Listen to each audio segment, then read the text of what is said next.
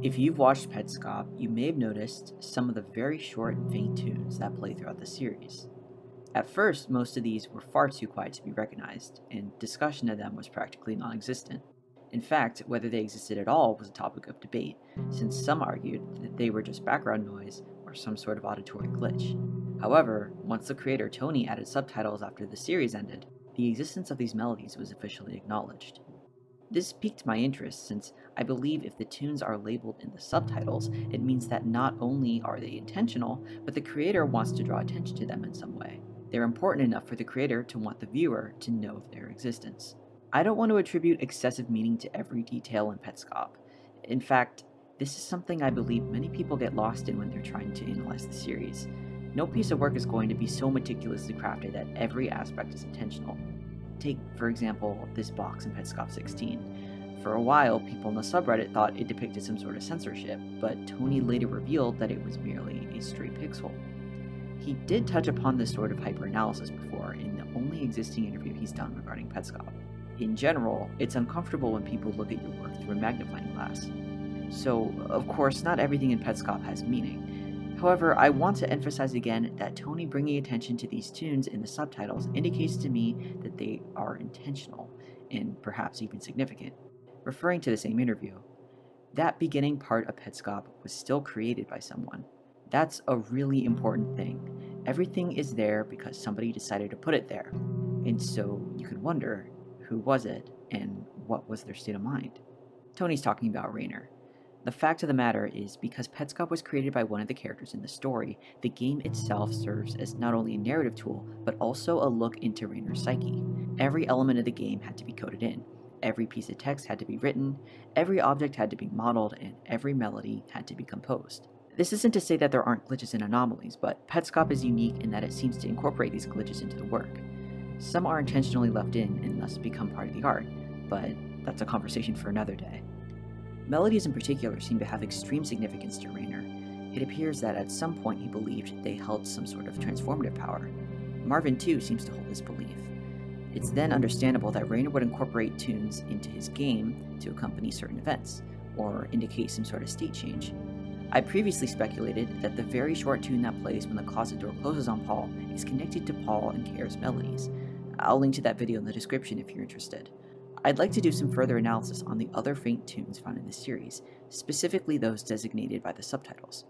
But first, what qualifies as a tune? I'm only going to be considering the short, often faint tunes that consist of a series of singular notes. That is, there are no harmonies or chords involved. The tunes that do involve chords are found in the sound effects list of the soundtrack. For example, while the subtitles call this a victory tune, I am not counting it in my tunes list because it's made up of chords and can be found in the soundtrack. I believe the faint tunes that I will be covering are actually something much more subtle and secretive. You won't find them on any sort of pre-programmed sound effects list. I think that instead, they may be played in real time or are playbacks of previous recordings. Finally, the melodies, namely Care and Paul's melodies, what we see being played on the Needles piano, will not be included in this tunes list. Those are melodies that we see being played in real time by Paul. We know their origin, so they don't require this level of analysis. I have made a video on them before though. So here are all the tunes that I was able to locate in the subtitles.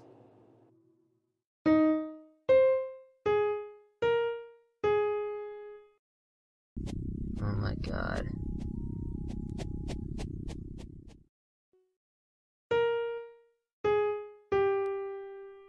Right, and so it's going to say, righty tighty, lefty loosey, or you turn this thing to the right.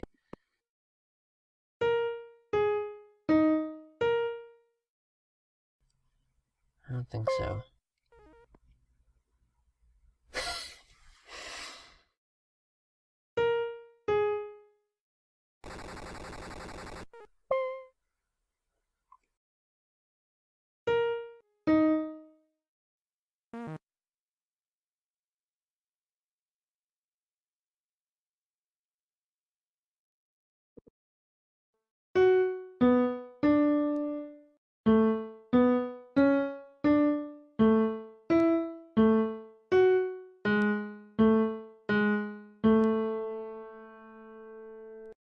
And now.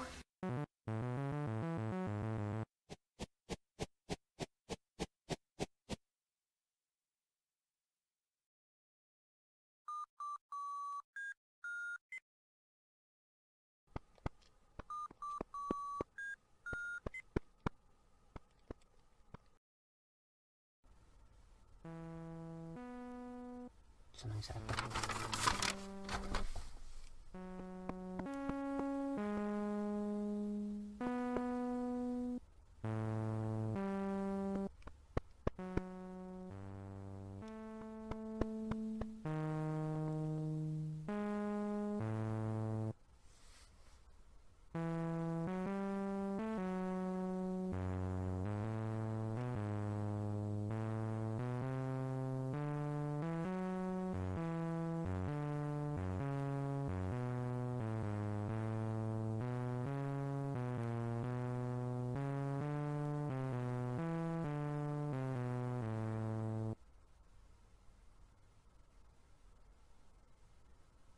Oh, hi there. The tune played in Petscop 2 appears twice. I'm not able to determine the notes played, mostly because they seem to be at frequencies that continuously slide between notes and thus don't have a specific identity.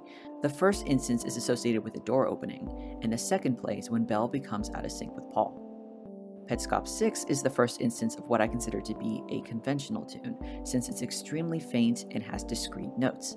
It only plays in the right speaker, seemingly implying that its source is to the right of Paul. The only notable thing we know of on this plane that is to his right is the cellar door.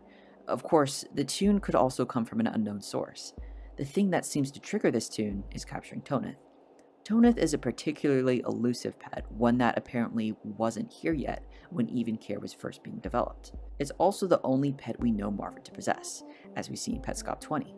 Thus, I think it makes sense that capturing Toneth would trigger some sort of tune to play, since it may not be possible to catch Toneth without coming into contact with Marvin in some way, making the event special. Petscop 7 features a very long and obvious tune, which is the second movement of Stravinsky's septet that Raynor later mentions in Petscop 12. We don't know much about the event he describes, but we do know that playing this composition on the Needles piano seems to have something to do with Belle's rebirthing attempt. Since this tune plays in the left speaker, it's implied to be coming from Belle's side of the room, and she reappears after it's done. Does this mean that she's the one playing it? Maybe. We do know Belle has played music at some point, since Marvin comments on her supposedly poor ability in Petscop 11. The fact the septet was apparently played on the Needles piano, may indicate that the sound font that we're hearing is Belle's Needles piano. It's entirely possible that each character has a unique sounding Needles piano, much like their unique message sounds. However, this is all just speculation. The bottom line is that this tune tells us two main things. First, tunes are stereo, meaning they play in either the left or right speaker based on their relative location to the player. Second, it establishes that this sound font may be associated with Belle. Petscop 11 features 3 distinct tunes, all associated in some way with doors opening or closing. The first is the most foggy, since it plays shortly before Paul states that the house's door is now open. We don't actually see this happen, so it's hard to conclusively say that the tune played when the door opened. I'd like to note that the sound font used is the same one we heard in Belle's room. I mention this because the other 2 tunes in this episode are also associated with doors, and also seem to be in the same Belle sound font, albeit a couple octaves higher than normal. They play when the closet door closes and opens on Paul. Petscop 15's tune is interesting, since it's the only tune I found that isn't given a subtitle. Admittedly, it's only 2 notes long, but the closet opening tune in Petscop 11 was also only 2 notes, and was still given a subtitle. Thus, I'm going to count Petscop 15's as a tune. Anyway, I'm not sure there's much to say about this one. It's played by the Belle sound font, and lo and behold, Belle appears not long after. I believe this tune indicates the moment Marvin connected Belle to Paul's play session, like a sort of notification noise. However, it's also possible that this tune is what triggered the connection. Maybe you have to play certain notes to trigger certain events. Finally, the Petscop soundtrack tune is Paul's melody in F sharp minor. It's played by Belle's sound font, and once again, she appears not long after. What's interesting about this is that the original melody played in Petscop 23 is in C minor, a characteristic shared by nearly every other tune I've covered. The only tunes not in C minor are those that are indeterminable, and the second movement of Stravinsky's septet, which was obviously written long before Petscop.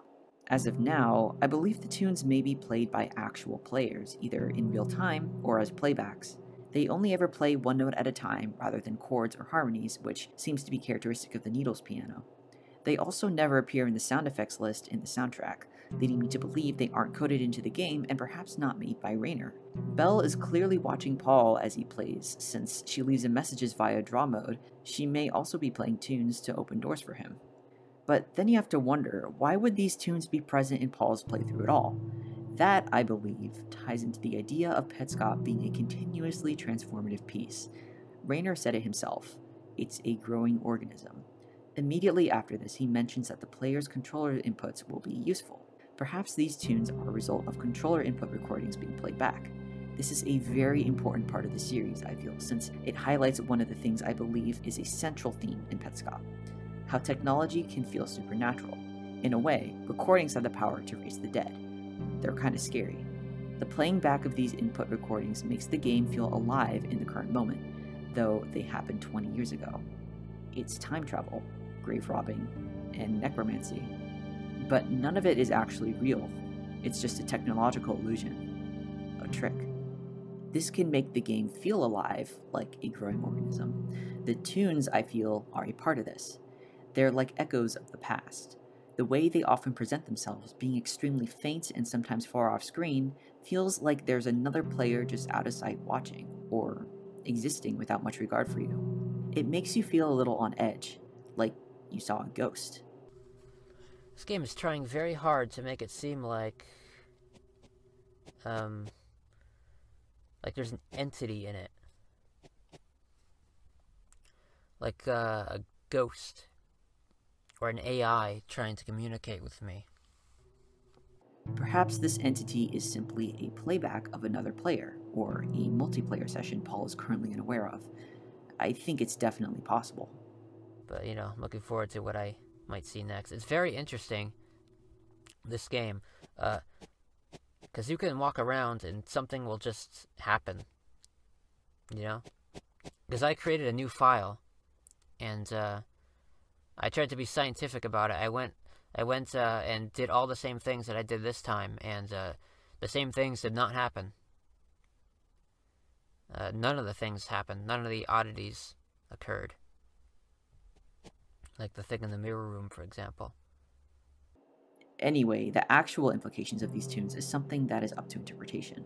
I just wanted to bring attention to them since I feel that details like this in the subtitles were rather neglected once the series ended. They intrigue me, and I'd love to hear people's thoughts. Not in an algorithm way, but in a genuine way. There's so much to discover in the world of Petscop. You know what Rainer says. I'm not leaving it on that.